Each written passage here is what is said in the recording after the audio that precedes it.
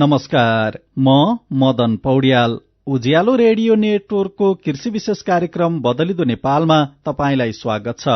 उज्यालो र नेपाल कृषि अनुसन्धान परिषद राष्ट्रिय कृषि प्रविधि सूचना केन्द्रको सहकार्यमा तयार पारिएको यो कार्यक्रम देशभरिका विभिन्न एफएम स्टेशनसँगै उज्यालोको मोबाइल एप्लिकेशन र उज्यालो अनलाइनमा पनि सुन्न सक्नुहुन्छ। आजको कार्यक्रममा हामी भैंसी पालन तथा यो व्यवसायमा किसानले भोग्नु परेका समस्याबारे कुराकानी गर्छौं। नेपालमा अहिले गाई भैंसीको संख्या झण्डै 52 लाख रहेको तथ्याङ्क छ। दूधका लागि उन्नत जातका गाई भैंसी पाल्ने क्रम बढ्दो छ। मुख्य गरी भैंसीको उन्नत जातमा किसानको आकर्षण बढे पनि स्थानीय जातका लिमे, पारकोटे र गड्डीको संख्या घट्दो छ। भैंसीको उन्नत जात मध्ये मुर्रा नेपाली किसानको मुख्य रोजाइमा पर्छ। स्थानीय जातका भैंसीबाट पर्याप्त दूध उत्पादन नभएका कारण नस्ल सुधारको समेत पहल भइरहेको छ। हालै प्रधानमन्त्री पुष्पकमल दाहाल प्रचण्डको भारत भ्रमणका बेला 15वटा मुर्रा जातको राँगा नेपाल ल्याउने सहमति समेत भएको छ। भारतबाट आयात हुने मुर्रा राँगो र त्यसबाट भैंसीमा हुने कृत्रिम गर्भधारणले दूध उत्पादन बढाउने सरकारको लक्ष्य छ। नेपालमा भैंसी पालन, यसका समस्या र चुनौतीबारे आजको कुराकानीमा हामीसँग हुनुहुन्छ पशु सेवा विभाग, राष्ट्रिय पशुपक्षी स्रोत व्यवस्थापन तथा प्रवर्धन कार्यालयका प्रमुख माधव प्रसाद अर्याल। उहाँ पशु विकास अधिकृत समेत हुनुहुन्छ। स्वागत छ तपाईंलाई कृषि विशेष कार्यक्रम बदलिदो नेपालमा। नमस्कार। अहिले वास्तविक किसानहरूको भैंसी पालनको अवस्था चाहिँ के छ? नेपालको समग्र दुग्ध उत्पादन क्षेत्रलाई हेर्ने हो भने अहिले पनि नेपालमा सबभन्दा बढी दूध भैंसीबाट उत्पादन हुन्छ। हाम्रा भैंसीहरू गाईको तुलनामा केही कम दूध उत्पादन दिने भए पनि दुधालु भैंसीको संख्या नेपालमा बढी छ गाईको तुलनामा। त्यसले गर्दाखेरि अझै पनि देशको समग्र दूध उत्पादनमा भैंसीले पुर्याउने योगदान हेर्दाखेरि झण्डै 57% कुल दूध उत्पादनको 57% भैंसीबाट आउँछ भने गाईबाट 43% हाराहारी दूध उत्पादन हुने गरेको छ। तर अब यो पछिल्लो समयमा किसानहरूको धेरै झुकाव चाहिँ केमा देखिन्छ भने बढी दूध उत्पादन दिने गाईले तुलनात्मक हिसाबले भैंसीभन्दा बढी दूध दिन्छन्। त्यस हिसाबले धेरै दूध उत्पादन गर्ने सोचमा किसानहरू गाईतर्फ पनि आकर्षित भएको देख्छु म। तर नेपालको यथार्थता हेर्दाखेरि यदि व्यक्तिगत हिसाबले कसैले मसँग सोध्यो भने दूध उत्पादनका लागि गाई राम्रो कि भैंसी आफ्ना तर्क हुन सक्छन्। तर हाम्रो परिवेशमा हेर्दाखेरि कथम कदाचित गाईले धेरै दूध दिन्छ, त्यसमा कुनै विवाद छैन। तर पनि के भने गाईहरू काम नलाग्ने भएपछि, बुढा भएपछि अथवा अनुत्पादक गाईहरूलाई कसरी व्यवस्थापन गर्ने भन्ने जस्ता चुनौती हाम्रो देशमा टड्कारो रूपमा देखिएको छ। त्यो सन्दर्भमा हेर्दाखेरि काम नलाग्ने अवस्थाका गाईहरूको कुनै पनि मूल्य छैन पनि भन्न सकिन्छ। तर त्यो अवस्था भैंसीको सन्दर्भमा छैन। भैंसी कथम कदाचित उत्पादन पनि राम्रै दिन्छ, भैंसीको जात सुधार गर्न सकियो भने होइन। भैंसी चाहिँ कुनै कारणवश अथवा बुढो भएर अन्य विविध कारणले चाहिँ काम नलाग्ने भयो भने पनि किसानले त्यो भैंसीलाई बेचेर, किनभने भैंसीको मासु खाने चलन छ हामी कहाँ, त्यसले गर्दाखेरि त्यस्ता भैंसीहरू मासुको रूपमा पनि उपयोग हुने हुँदाखेरि समग्रमा हेर्ने हो भने भैंसी पालन गरेर किसानहरू लाभान्वित हुन सक्ने अवस्था देखिन्छ। जर्सी, होलिस्टिन जातका गाईहरू बढी चर्चामा छन्, त्यसलाई रुचाइन्छ। तर भैंसीको उत्पादन चाहिँ ती गाईको तुलनामा केही कम छ। त्यही भएर पशु सेवा विभाग र हाम्रो विगतदेखिको प्रयास चाहिँ के रह्यो भने हाम्रा रैथाने भैंसीहरू जसले दूध उत्पादन थोरै दिन्छन् ती भैंसीहरूको जातीय सुधार गर्ने, तिनीहरूको वंश सुधार गर्ने र तिनीहरूबाट प्राप्त हुने दूध बढी पाउन सक्ने अवस्था कसरी बनाउने भनेर हामी विगतदेखि नै क्रियाशील छौं। त्यही सन्दर्भमा अब अहिले यो पछिल्लो समयमा धेरै चर्चा परिचर्चा जानेर नजानेर जसले जसरी गरे पनि हामीले मुर्रा जातका राँगोहरू नेपाल ल्याएर हाम्रा रैथाने जातका भैंसीहरूको जातीय सुधार गरेर तिनीहरूको दूध उत्पादन क्षमता बढाउन सकियोस् भन्ने अभिप्रायले नै यी रागाहरू ल्याउन खोजिएको हो र विगतमा पनि यसरी हामीले वंश सुधारका लागि विभिन्न जातका पशुपन्छीहरू देशमा भित्राएका छौं र यसरी हामीले कृत्रिम गर्भाधानको मार्फतबाट भैँसीमा वंश सुधार गर्ने, तिनीहरूको उत्पादकत्व सुधार गर्ने यो कार्यमा विगतदेखि नै हामी र पशु सेवा विभाग मातहतका निकायहरू, त्यस्तै अहिले प्रदेश सरकार, स्थानीय तह सबैतिरका पशु सेवा शाखा, पशु क्षेत्रमा काम गर्ने प्राविधिकहरू यस कार्यमा जुटिराखेको अवस्था छ। तपाईले जातीय सुधारलाई चाहिँ अलिकति जोड दिएर कुरा गर्नुभयो। अहिले हाम्रै आफ्नै रैथाने भनौं अथवा नेपालभित्र पालिएका भैँसीका जातहरू चाहिँ कस्ता छन्, के छन् त?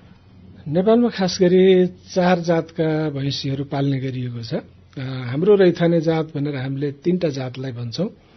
लिमे, पारकोटे, गड्डी जातका भैँसी हाम्रा रैथाने जातका भैँसी भए, जसको दूध उत्पादन प्रतिदिनका हिसाबले भन्ने हो भने लिमेले 2.5 देखि 3 लिटर जति दूध दिन्छ, पारकोटेले पनि त्यस्तै 3 लिटरको हाराहारी दूध दिन्छ भने गड्डीले अलिकति बढी 3.5-4 लिटरसम्म दूध दिन्छ। त्यो पनि अब सबै भैँसीहरू एकनासको हुन्न, तिनीहरूको पालन पोषण, स्याहार जतनले पनि फरक पार्छ। तर समग्रमा हेर्दाखेरि हाम्रा रैथाने जातहरूले बढीमा 1100-1200 प्रतिवेद 1100-1200 लिटर प्रतिवेद दूध उत्पादन दिन्छ भने यी जातहरूलाई मुर्रा जातसँग क्रस गराउँदाखेरि पहिलो वेदबाट जो जन्मिन्छ पाडीहरू, तिनीहरूको दूध उत्पादन अहिले नेपालको औसत हेर्दाखेरि करिब 1700-1800 लिटर प्रतिवेद पुगेको अवस्था छ। र देशैभरिको डाटा हेरियो भने पनि क्रस मुर्रा जातका पाडीहरूको उत्पादन 1500 भन्दा थोरै देखिँदैन। यसको अर्थ प्रतिवेदमा 300-400 लिटर दूधको वृद्धि हामी सहजै जातीय सुधारबाट गर्न सक्छौं। मुर्रा जातसँग वर्णशंकर उत्पादन गरियो भने यो दूध उत्पादन बढाउन सकिन्छ र क्रमशः यिनलाई पहिलो वेदमा जन्मेका पाडीहरूलाई फेरि मुर्रा जातको सिमेन्ट प्रयोग गरियो र दोस्रो वेदमा जन्मियो भने मुर्राको जातीय सुधार बढ्दै जान्छ र क्रमशः यिनीहरूको दूध उत्पादन क्षमता पनि बढाउँदै लान सकिन्छ। र नस्ल सुधार अथवा जातीय सुधारको अभिप्राय पनि कम उत्पादनशील पशुहरूलाई क्रमशः राम्रो उच्च गुणस्तरीय रागोहरूको सिमेन्ट प्रयोग गरेर तिनीहरूको उत्पादन क्षमतालाई बढाउँदै लैजाने हो। र यही अभिप्रायले हामीले कृत्रिम गर्भाधानलाई पनि प्रवर्धन गरिराखेका छौं र भैँसीको नस्ल सुधारका कामहरू पनि भइराखेको अवस्था छ। तपाईले भन्न खोज्नुभयो 4वटा भैँसीका जात, त्यसमध्ये तपाईले 3वटाको चाहिँ अलिकति व्याख्या पनि गर्नुभयो। यसमा अर्को चाहिँ मुर्रा र त्यसका वर्णशंकरहरू भनौं। प्योर मुर्रालाई हाम्रो रैथानेसँग क्रस गराइयो भने वर्णशंकर निस्किन्छ र त्यो वर्णशंकरलाई चाहिँ क्रसब्रिड मुर्रा भनौं अथवा मुर्रा जात। अर्को चौथो जात चाहिँ मुर्रा र त्यसका क्रसब्रिडहरू नै हो। हामीसँग कुराकानीमा हुनुहुन्छ राष्ट्रिय पशुपक्षी स्रोत व्यवस्थापन तथा प्रवर्धन कार्यालयका प्रमुख पशु विकास अधिकृत माधव प्रसाद अर्याल। हामीले हाम्रो नेपालमा पालिने मुख्य गरी भैँसी र यिनीका जातहरूबारे केन्द्रित रहेर कुराकानी गरिरहेका छौं। भैँसी पालन र हाम्रो आय आर्जन र अर्थतन्त्रमा पनि यसको योगदान रहेको छ। अघि केही चर्चा पनि भयो। अहिले प्रधानमन्त्री पुष्पकमल दाहाल प्रचण्डको भारत भ्रमणका बेला साह्रै चर्चाको विषय पनि बन्यो। मुर्रा जातको राँगा ल्याउने विषय छ। ल्याउने राँगा र आउने राँगा, अब त्यो प्रक्रिया चाहिँ के हुन्छ? खासमा दुई देशबीचको समझदारीमा यो मुर्रा जातको राँगोहरू नेपाल आउने कुराहरू भएको छ। यो विगतदेखिकै प्रयास पनि हो। यो कतिपय मिडियामा यो उजागर पनि भइसकेको छ। अहिले आइपुग्दाखेरि सुरुमा केही बुझेर नबुझेर विभिन्न कोणले यसलाई चर्चा गरिए पनि खासमा नेपालका भैँसीहरूको वंश सुधारको लागि, उनीहरूको उत्पादकत्व वृद्धिका लागि यी मुर्रा जातको राँगोहरू नेपाल ल्याउने र यिनलाई हाम्रा राष्ट्रिय पशु प्रजनन कार्यालयहरू जो नेपालमा 3 ठाउँमा छन् त्यो ठाउँमा राखेर तिनीहरूबाट वीर्य संकलन गर्ने र कृत्रिम गर्भाधानका लागि वीर्य उत्पादन गर्ने र ठूलो संख्यामा हाम्रा रैथाने पशुहरूको जातीय सुधार गर्ने अभिप्राय हो। अब दुई देशको सरकारबीच एक किसिमले यो वस्तुगत सहायताको रूपमा भारतले प्रदान गर्ने र नेपालले त्यो स्वीकार गर्ने हिसाबको अवस्थामा हामी पुगेका छौं र यसका केही प्राविधिक पाटोहरू अब बाँकी छ। प्राविधिक पाटो भनेको अब ती राँगोहरू दिने त भनियो, ती राँगोहरू कस्ता छन्, कुन प्रकृतिका छन्, तिनीहरूको उत्पादन क्षमता कति हो, तिनीहरूका पुर्खाहरूको रेकर्डहरू के कस्तो थियो, के कस्तो हो हामीले पाउने राँगोको पुर्खाहरू, यी विविध विषयमा अझै थप यसको बारेमा बुझ्नु र यो प्रक्रियालाई प्राविधिक हिसाबले सहजीकरण गर्ने काम अझ बाँकी छ र यसका लागि केही सानो संख्यामा प्राविधिकहरू भारतमा जानेर जुन जुन रागोहरू हामीलाई दिने भनिएको छ तिनीहरूको बारेमा विस्तृत अध्ययन गरिसकेपछि हामीले खोजे अनुसारका ती रागोहरू छन् भन्ने पुष्टि भयो भने त्यसपछि ती रागोहरू नेपाल आउने प्रक्रिया सुरु हुन्छ। मलाई लाग्छ अब यो प्राविधिक कुराहरू मिलाउँदाखेरि 1.5 महिना लाग्न सक्छ, तर हामी सकभर छिटो त्यो नेपाल आओस् भन्ने चाहन्छु। यसमा चाहिँ मुर्रा जातको भैँसी परेन, रागो मात्रै ल्याएपछि पनि हामीलाई फाइदा हुने हो? किसानलाई के फाइदा हुन्छ यसरी? यसमा पनि सामाजिक सञ्जालमा दुई खाले बहस भइराखेको जस्तो देख्छु, अथवा कसैले भैँसी ल्याउने कसैले रागा ल्याउने भने जस्तो। यो वास्तवमा जे ल्याए पनि राम्रै कुरो हो यदि गुणस्तरीय उच्च उत्पादन हामीले खोजेको उच्च उत्पादन क्षमता युक्त भैँसीको एउटा प्रजाति मुर्रा जात हामीले खोजेको हो। यसमा भैँसी आए पनि भैँसी आउँदैमा नराम्रो, रागा आउँदामा धेरै राम्रो भन्ने पनि होइन। खासमा के हो भने यो हामीले किन ल्याउन खोजेको भन्ने कुरो चाहिँ महत्त्वपूर्ण हो।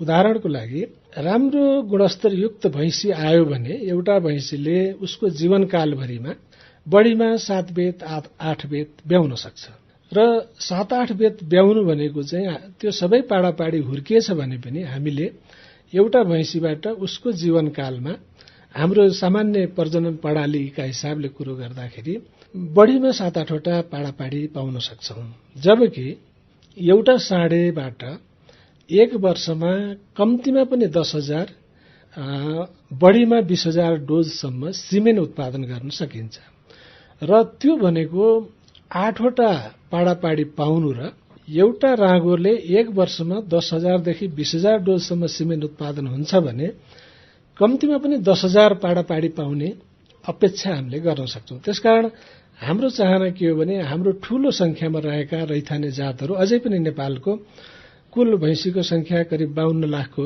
51.5 लाख जति छ, त्यसको मात्र 35% मात्रै उन्नत अथवा क्रसब्रिड जातहरू छन् र अरू धेरै चाहिँ रैथाने छन्। हाम्रो चाहना के हो भने यी अधिकांश संख्यामा रहेका रैथानेहरूको उत्पादकत्व सुधार गर्ने र त्यसका लागि जति बढी पशुलाई हामीले समेट्न सक्छौं त्यति बढी हामीले चाहे अनुसारको उत्पादन वृद्धि गर्न सकिन्छ र त्यसो गर्नको लागि भैँसी भन्दा रागो हाम्रो लागि उपयुक्त भयो, किनभने हामीले त्यसलाई कृत्रिम गर्भाधानको मार्फतबाट एउटै रागोले 7-8 वर्षको अवधिमा कम्तीमा पनि 1 लाख भैँसीहरूका लागि सिमेन उत्पादन गर्ने अवसर प्रदान गर्छ।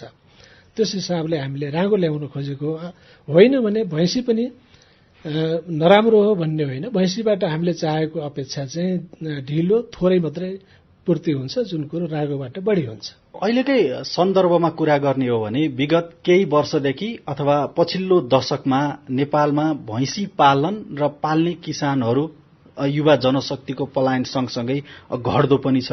अब यो अवस्था आयो, तपाईले अघि जोड्नुभयो गाई पालनतर्फ फेरि किसानको आकर्षण बढ्दो छ भनेर।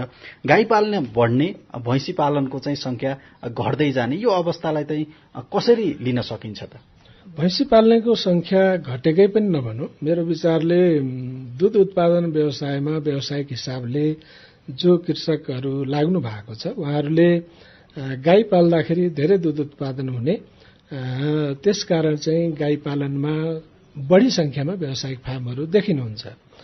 भर्खरैको हाम्रो केन्द्रीय तथ्याङ्क विभागको व्यावसायिक फार्महरूको सर्वेक्षणलाई हेर्ने हो भने पनि गाईको तुलनामा भैँसीको व्यावसायिक फार्महरूको संख्या थोरै देखिन्छ।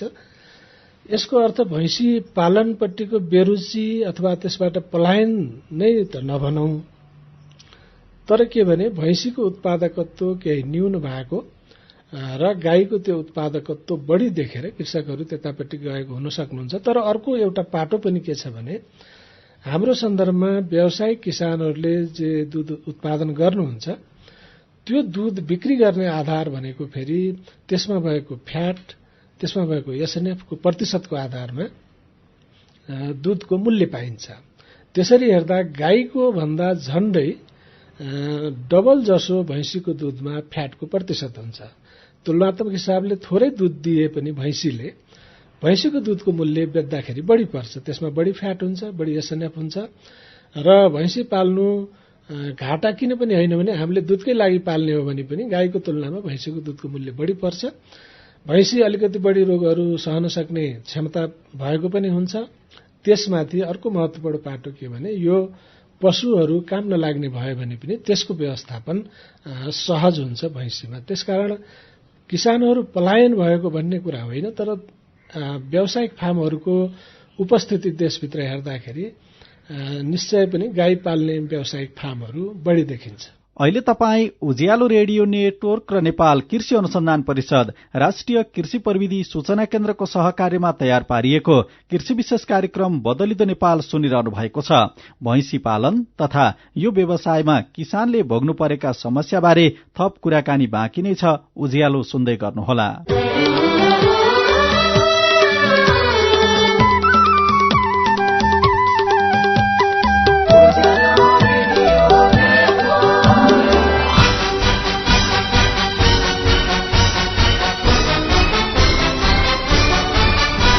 सीधा कुरा प्रश्न विचार उज्यालो रेडियो नेटवर्क।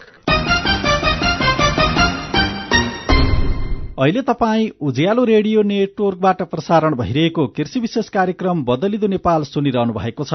आजको कार्यक्रममा हामीले भैँसी पालन तथा यो व्यवसायमा किसानले भोग्नु परेका समस्याबारे कुराकानी गरिरहेका छौं। कुराकानीमा हुनुहुन्छ राष्ट्रिय पशुपक्षी स्रोत व्यवस्थापन तथा प्रवर्धन कार्यालयका प्रमुख माधव प्रसाद अर्याल। हामीले उज्यालोको फेसबुक पेजमा तपाईले भैँसी पालन गर्दा के कस्ता समस्या भोग्नु परेको छ या गुनासो केही छ भनेर चासो पनि राखेका थियौं। हामीलाई प्राप्त केही समस्या मध्ये अनिल खत्रीले लेख्नु भएको छ, गाउँमा रागा पाउन छोड्यो, पैसा तिरेर ल्याउन खोज्दा पनि पाइँदैन, यसको विकल्प के हुन सक्छ?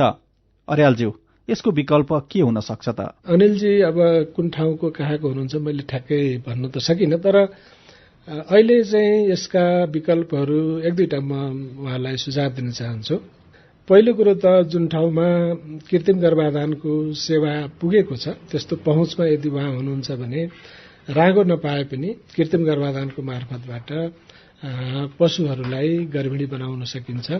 यो प्रविधि अपनाउन सकियो, तर कथम कदाचित उहाँको बसाई अथवा उहाँको फार्म दुर्गम भेगमा छ, त्यो ठाउँमा कृत्रिम गर्भाधानको सेवा पुगिसकेको छैन भने त्यस्तो ठाउँहरूमा जहाँ विकट ठाउँहरू हामीले कृत्रिम गर्भाधानको सेवा पुर्याउन नसकेका ठाउँहरूका लागि बिउका लागि रागो वितरण गर्ने कार्यक्रम विगतमा पनि हुन्थे र अहिले पनि कतिपय स्थानीय तहहरूले, कतिपय प्रदेश सरकारहरूले त्यस्ता स्थान विशेषलाई लक्षित गरेर बिउका रागोहरू वितरण गर्ने, अनुदानमा दिने जस्ता कार्यक्रमहरू पनि राख्नुहुन्छ र यदि उहाँको ठाउँमा नजिकमा स्थानीय तह अथवा प्रदेश सरकार छ भने त्यता पनि सम्पर्क गर्ने सुझाव दिन्छु।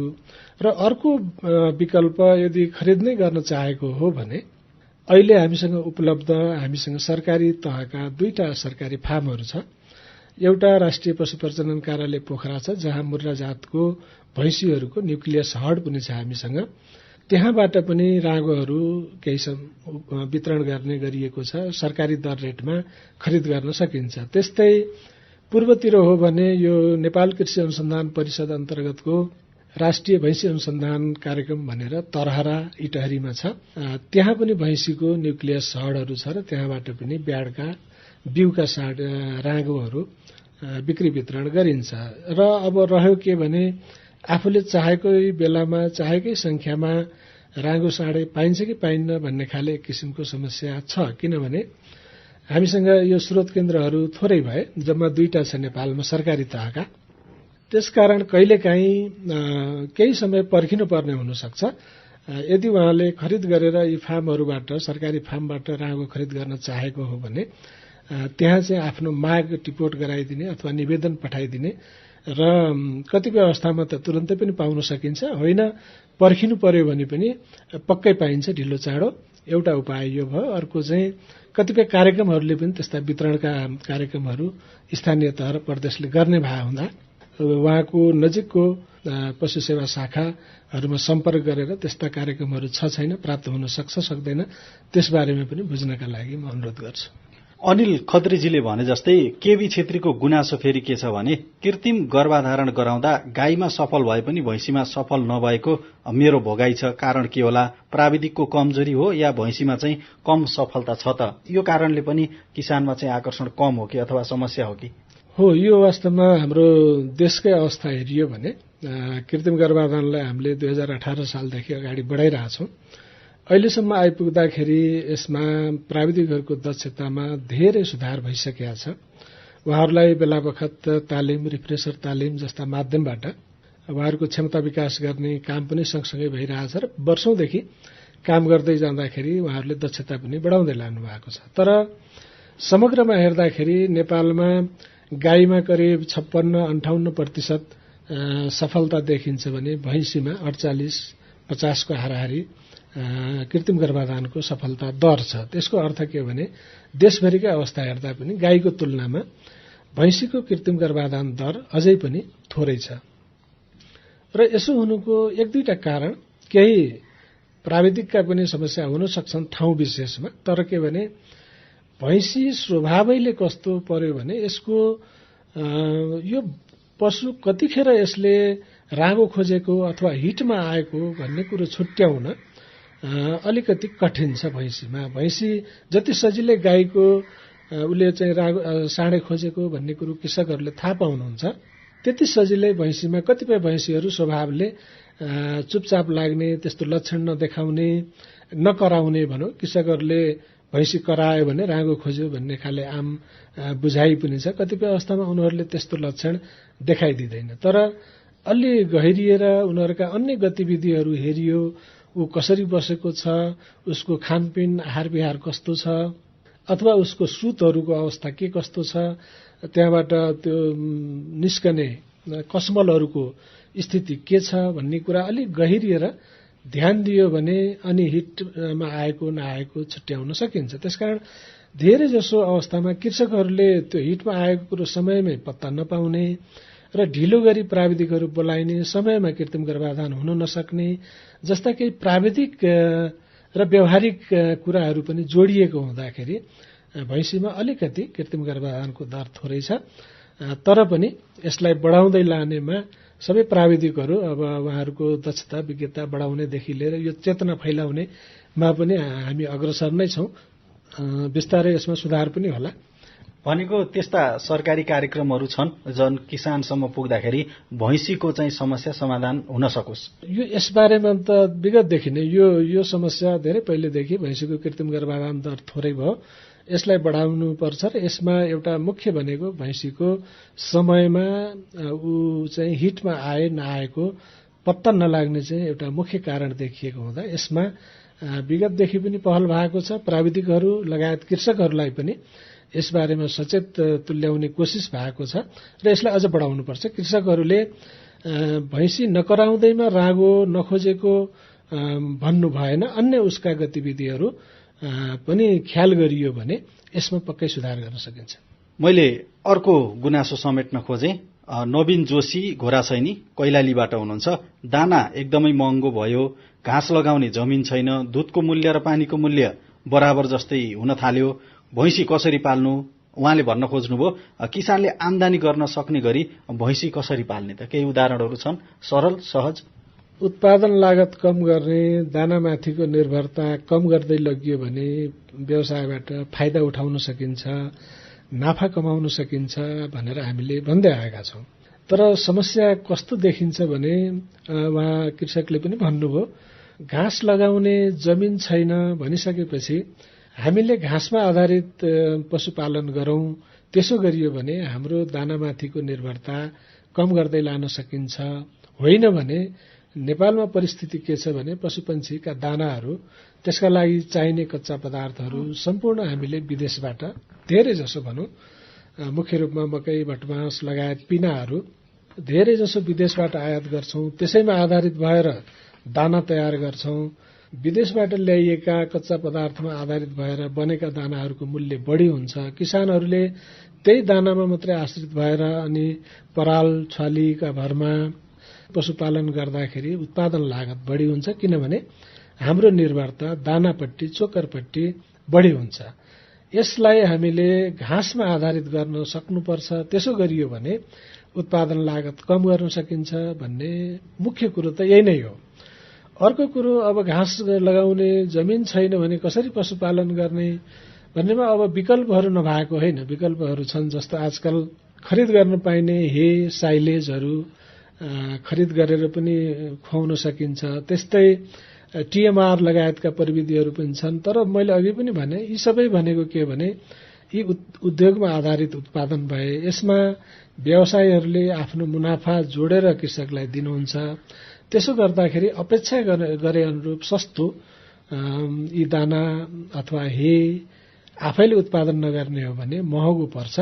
हामीले सकभर जति पशु पाल्न सकिन्छ बरु थोरै संख्यामा पशु पालौं, आफूले स्याहार जतन गर्न सक्ने गरी खुवाउन र स्याहार जतन गर्न सक्ने संख्यामा पशु राखौं र सकभर घाँसमा आधारित हुन खोजौं अथवा आफैले हेर साइलेज उत्पादन गरिन्छ भने आफ्नो उत्पादनमा आधारित हुन खोजौं। त्यसो गरियो भने उत्पादन लागत घटाएर नाफा बढाउन सकिन्छ। होइन भने किनेका दाना अथवा हेका भरमा पनि पाल्न त सकिन्छ, तर फाइदा अलिकति कम हुन्छ। हामीसँग कुराकानीमा हुनुहुन्छ पशु सेवा विभाग, राष्ट्रिय पशुपक्षी स्रोत व्यवस्थापन तथा प्रवर्धन कार्यालयका प्रमुख पशु विकास अधिकृत माधव प्रसाद अर्याल। अघि हामीले जोडे जस्तो कुराकानीमा चाहिँ अर्को एकजना किसानले चाहिँ उपाय नै सुझाउनु भएको छ। कृष्ण काफले हुनुहुन्छ। उहाँ सार्वजनिक जग्गा संरक्षण गरेर या जंगल क्षेत्र बगर क्षेत्रलाई चाहिँ अलिकति उन्नत जात लगाएर पनि यसलाई विकास गर्न सकिन्छ कि चरणको व्यवस्थापन गर्न सकिन्छ कि, तर यसमा चाहिँ निकायहरू, जिम्मेवार निकायहरू पनि गम्भीर हुनुपर्छ। धेरै गरी पालिकाले चाहिँ यसमा पहल कदमी लिन सक्छन् कि भन्ने उहाँले राख्नु भएको छ। यो सुझाव पनि उपयुक्त होला जस्तो पनि लाग्छ।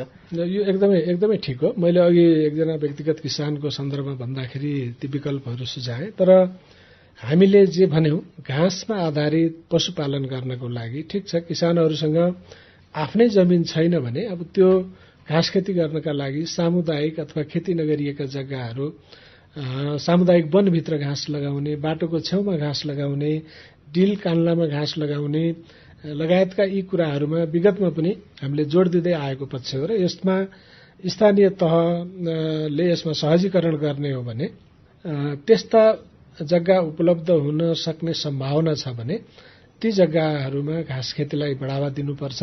अझ विगतमा त यो हाई टेन्सन लाइन मुनि घाँस खेती लगायतका कुरामा पनि जोड दिएर यो अभियान चलाउन खोजिएको थियो। त्यो एउटा विकल्प हो।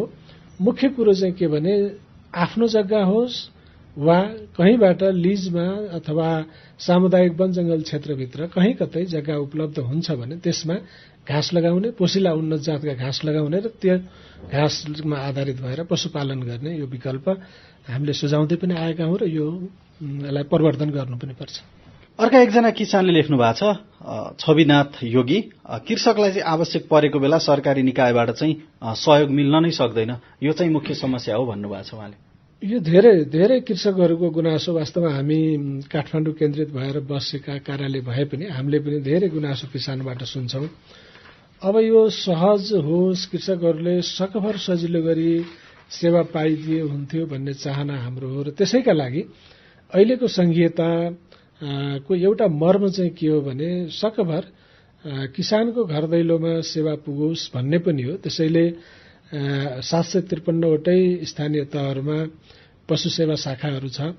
प्रदेश तहमा विभिन्न निकायहरू पशु विकास, पशु स्वास्थ्य संरक्षणका लागि क्रियाशील हुनुहुन्छ र यो प्रावधानले कृषकहरूले अझ बढी सजिलो गरी सेवा पाउनुहुन्छ भन्ने अपेक्षा हो।